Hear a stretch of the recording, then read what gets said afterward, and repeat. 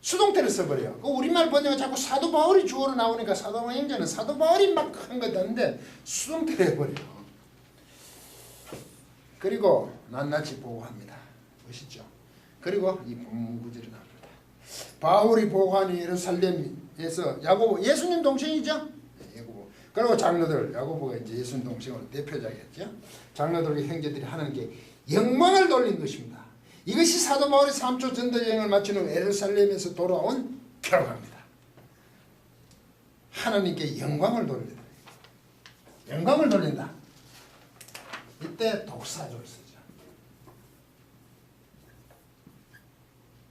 이게 독사가 영광입니다. 영광 돌리다. 이게 사실 영광 돌리다가 지금 원래 독사도 등은 찬양하는 거죠. 믿으니까 찬양하죠. 존경, 경의와 관계 있습니다. 그런데 경의를 표하는 거죠. 경의를 표하는 우리는 이걸 또 영화롭게 한다 그죠. 영화롭게 어떨 때 로마서 보면 영화롭게 한다 그래요. 영광을 돌리니까 영광스럽게 한다. 우리는 영광을 돌리고 그러면 영화롭게 한다는 번역할 때도 있어요. 같은 겁니다. 하나님을 영화롭게 하는 찬양하는 거죠. 영광을 돌리고 이게 3차 선교행을 마치고 돌아온 결과란 말이죠. 하나님께 영광 돌린 거예요. 인간적으로 생각하면 참 허무하지 않습니까? 대단한 무엇이 기다리고 있어야 하지 않겠습니까? 목숨을 내어놓고 했습니다. 40의 가만매를 3번이나 바다에 강에서 동족에 이어 성에서는 광길이 타고 도망가고. 여러분 이걸 어떻게 생각하십니까? 사도 바울이 목숨을 걸고 복음을 선포한 결과라고 하면 인간적으로 힘이 빠지죠. 하나님께 영광 돌린 것으로 끝이. 뭐 하나님께 영광 돌린 게 얼마나 대단하냐고 얘기할 수도 있죠. 근데 하나님께 영광 돌린 것이 하기는 사도 바울이 고생을 많이 했는데, 물론 사도 바울은 하나님께서 행하셨다 그러죠. 일들 하나님께서 자기 직무를 통하여서 하나님이 행하시더라. 예루살렘으로 돌아오면서 사도 바울이 에베소 장로들에게 한 말입니다. 20장 22절 24절.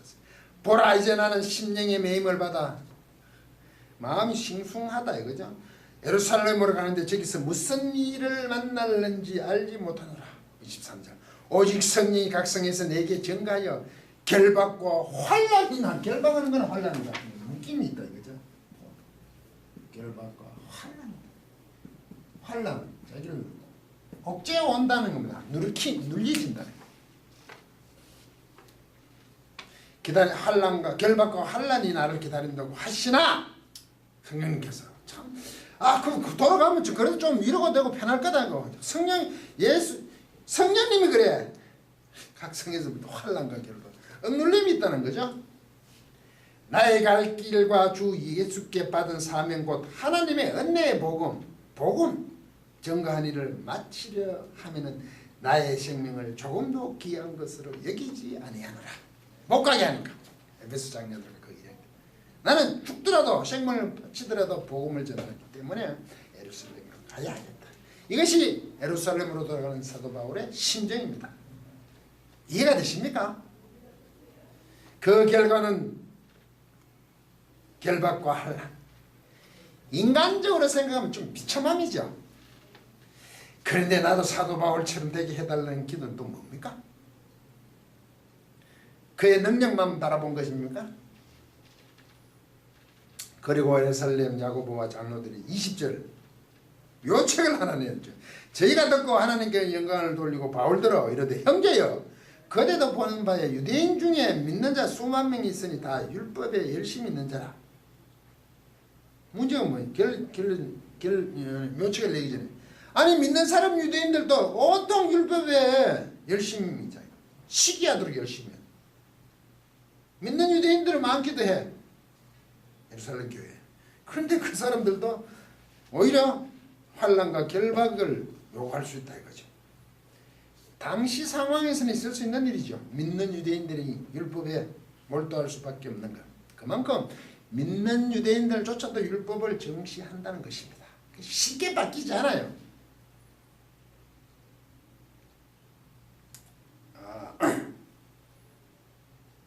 묘책이 조금 이따 나오네. 21절 내가 이방에 있는 모든 유대인들에게 가르치되 모세를 배반하고 아들들에게 자손들에게 유대인들에게 할례를 하지 말고 또 규모를 지키지 말라 한다함을 저희들도 들었대. 누가? 믿는 유대인들도 들었대. 이때 규모란 것은 에소스예요. 에소스. 이게 규모인데 에소스. 규모를 보면 이게 에소스. 이건 관습입니다. 관습. 습관. 유대 관습이겠죠. 지키지 말라 함을 유대에 믿는 유대인들도 이렇게 들었다는 것입니다. 그러니 유대인들은 오죽하겠느냐는 거죠. 사도 바울을 가만두지 않는다는 것입니다. 그리고 예수님 동생 야고보와 장로들이 생각하는 그 묘책이 고작 이겁니다. 22절 25절 그러면 어찌할꼬 저희가 필령 그대들이 온 것을 들으니 유대인들이 듣죠. 우리의 말하는 이대로 하라. 뭘 하라는 서원한 네 사람이 있다. 네 명이 있다. 서원을 했다. 네 명이 서원자 네 명이 있다.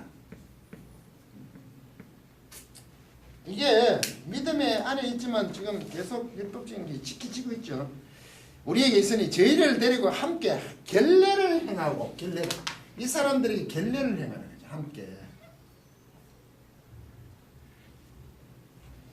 저희 행하고 저희를 위하여 비용을 내어 머리를 깎게 돈도 네가 내고 네가 내고 머리도 같이 깎아라. 그러면 모든 사람들이 그대에게 대하여 들은 것이 헛된 것이고 그대도 율법을 지켜 행하는 줄을 알 것이라. 25절 주를 믿는 이방인들에게는 이제 이방인들에게 우리가 우상의 제물과 우상 제물 앞부분에 이게 나옵니다. 피와 목매 죽인 것 이것만은 금하자고 했죠. 음해 이것만은 그래도 꼭 지키자. 이거는 하지 말자. 율법을 따르지만 쉽지 않았습니까? 행동을 피할 것이라고 결의하고 편지하였노라 하니 앞부분 있죠. 어떻게 하면 좋겠냐. 율법적인 문제 유대인들이 바울에 와서 얘기했어요. 이 문제 우상의 제물 문제 피 목매에 죽인 것 음행위에는 자유롭게 해놔라. 믿는 유대인들에게도 이걸 빼고는 좀 자유롭게 하라. 이런 얘기죠. 할 수 있는 것이 내병과 머리를 내 돈 내고 네가 돈 내고 머리 깎고 결례를 행하라 이거죠. 이게 뿐입니다. 율법을 거부하지 않음을 사도 바울로 하여금 하게 하는 것입니다. 야고보와 장로들이 서원한 네 사람이 있는데 비용을 지급하고 함께 머리를 깎고 성전에 결례를 행하면 사도 바울이 들었던 것이 다 헛된 줄로 안다. 그러면 율법을 지키는 자로 인정할 것이다. 가슴이 좀 답답하지 않습니까?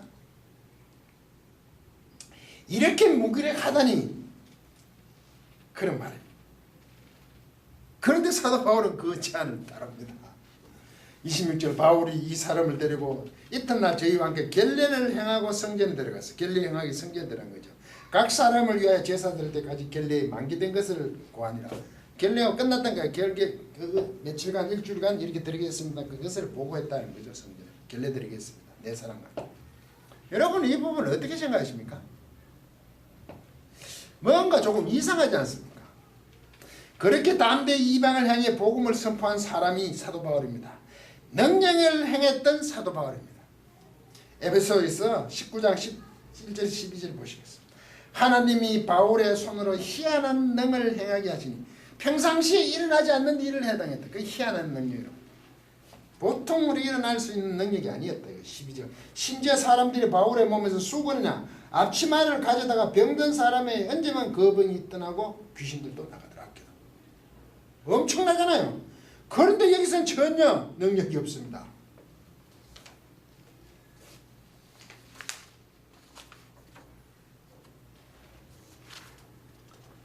핍박하는 유대인들에게 하나님께서 큰 능력을 보여주시면 될 것인데 말입니다. 하나님께서 보내신 예수 그리스도를 십자가에 못 박아 죽인 사람들 유대인들이죠. 죽으시고 부활하심을 거부한 사람들 앞에서 폼나게 멋지게 큰 기적 한번 이렇게 주시면 된단 말이죠. 그런데 사도 바울은 그들의 결정을 따르는 모양새를 취하고 있습니다. 다만 자신이 율법을 거스르지 않았다는 것을 보여줄 뿐입니다. 그런데 이 부분을 두고 우리는 사도 바울도 율법을 준수한 증거구질이라고 하는데 증거구질이 될 수 있을까요? 지금 사도 바울이 행하는 것은 겉으로 보기에는 율법을 지키는 사람으로 보입니다. 절대 아닙니다. 왜냐하면 사도 바울은 율법의 완성인 복음을 선포하죠. 제가 율법의 완성이겠습니다. 이게 복음을 선포하자는 지금 이걸 가진 자죠. 그럼 율법의 부분이 문제가 되지 않는다 이 말입니다. 예수님께서 산상수훈에서 친히 말씀하십니다. 마태복음 5장 17절 내가 율법이나 선지자를 폐하러 온 줄로 생각지 말라. 폐하러 온 것이 아니라 완전케. 마태복음 5장 17절 성경 완전케 하라 했죠. 완전케. 완전케 이게 프레로입니다.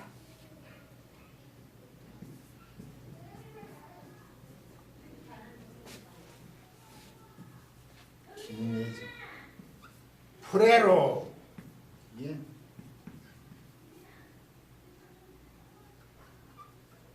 이게 뭔지 아십니까? 프레로. 가득 채우던데. 풀필. 영어로 말하면 풀필이죠. 가득 채우는 거. 가득 찼으니까 우리는 이걸 충만하다 그러죠. 충만하다. 성령 충만하다. 충만하는 게 이게 완전한 겁니다. 퍼펙트한 거지. 가득 찬 게. 그래서 완전케로 합니다. 율법을 가득 채운 게 복음이라고요. 율법을 그래서 완성이라 그런다고요. 율법에 완성되는 가득 채 율법에 완성된 모습이라는 거죠. 예수 그리스도의 십자가 복음만을 죽으시고 부활하셔서 성전하신 그것을 우리가 믿음으로 얻는 그 복음 이것으로 하나님께서 구약에 주었던 그 모든 율법이 완성되었다. 복음. 그래서 율법과 복음은 단절이 아닙니다. 우리는 자꾸 구약과 신약을 자꾸 단절시키는데 그렇게 보시면 안 됩니다. 사도 바울 로마서 7장 12절에 이러보건대 율법도 거룩하며 계명도 거룩하며 의로우며 선하도다. 율법도 거룩하고 계명도 거룩하고 율법이라면 계명 명령이죠. 거룩하며 의롭고 선하다는 전혀 율법 자체가 문제가 없다는 거죠. 왜? 하느님 율법이 문제가 있겠습니까? 그 당시 시대 상황이 그렇게 구약적인 것으로 이스라엘 백성들이 이끄셨죠. 그게 부족함이 없는 겁니다. 그런데 복음의 완성에서 가득 채운다는 것은 이제 하나님의 구원 사역을 여기서 비로소 완성했죠. 가득 채움으로. 율법 자체가 문제가 아니라고 하잖아요. 사도 바울도 율법 자체가 문제가 아닙니다. 율법주의가 문제입니다. 율법을 통해서 구원을 얻겠다고 그게 심각한 거죠. 그게 유대인들이 했습니다. 스스로 한다는 거죠. 십계명을 보실 때 그 앞에 나는 너희를 애굽에서 인도하여 낸 여호와리라 여호와로라 이 말이 중요합니다. 그리고 첫 계명, 두 계명, 10계명이 나옵니다. 내가 너희를 애굽에서 인도낸 내가 여호와라. 내가 너희를 애굽에서 인도낸 여호와. 이게 근거가 돼야 십계명이 성립합니다. 십계명 강의에 대해서 보시면 됩니다. 제목을. 그런데 우리는 자꾸 십계명에 집착을 합니다. 지켰냐 안 지켰냐 지키면 복 안 지키면 벌 이것만 자꾸 생각합니다. 거기에 모든 것을 맞춰서 그 계명을 다 지켜서 의인이 되겠다고 덤비면 문제가 심각해지는 그게 율법주의잖아요. 그런데 이 십계명을 지키자 말하는 것이 아니라 내가 너희를 애굽에서 구원한 여호와잖아요. 그래서 계명을 줬거든. 그러면 이 계명과 관계없이 애굽에서 인도해낸 여호와니까 이스라엘 백성들은 항상 그렇게 지키신다는 거죠. 그 속의 명령이라고요.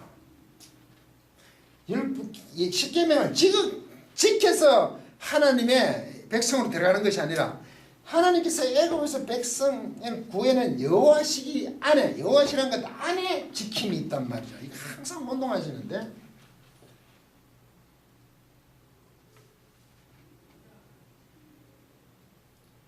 그래서 당연히 하나님 주신 율법과 계명을 어렵고 선한 것이라고 사도 바울이 고백을 합니다. 그래서 나는 공고한 사람이다. 아직 난 정말 어쩔 줄은 모르겠다. 그러죠. 그래도 내 마음의 법이 그걸 못하더라 이거죠. 율법이 잘못된 것이 아니라 내가 못하더라 이거죠. 왜? 스스로 할 수 없어요. 예수 그리스도 십자가로 말미암아 가능하게 하셨기 때문입니다. 당연히 하느님 주신 율법과 계명은 어렵고 선합니다. 당시 상황에서 복음 선포에 방해가 받지 않도록 더욱 그렇게 할 필요가 있었을 뿐입니다. 사도 바울에게서. 그러니 성전에서 하나님께 전거 이르식을 행하는 것은 전혀 문제가 되지 않습니다. 그 많은 게 이거였죠. 그 당시에. 우상 제물, 피, 목매인 것, 언행에 대한 문제만 우리는 반드시 지키자. 이런 것은 해서는 안 돼. 나머지 것은 좀 자유를 준 거죠. 왜? 그게 복음에 영향을 미치는 게 아니죠. 우리는 자꾸 복음에 있으면 율법을 율법을 안 지켜도 된다. 이거 도덕 뭐죠? 불감증? 심각한 거죠. 이걸 율법을 넘는 거라고요. 그러니 성전에서 정결의식은 전혀 문제가 되지 않습니다. 이것이 사도 바울도 율법을 아주 열심히 지킨 증거라 그렇게 얘기하면 안 된단 말이죠. 유대인들의 공격을 피하기 위해 술수리를 부린 것이 아니란 말입니다. 사도 바울이 3차 선교 여행을 마치고 돌아왔어요. 예루살렘 행자들과 잠시 하나님께 영광 돌리는 것으로 환대는 끝이 납니다. 그리고 계속하여 자신에게 닥치는 결박과 환난을 향해 나아가고 있습니다. 왜냐하면 로마도 보아야 하기 때문입니다. 끝까지 강의를 들어주셔서 고맙습니다.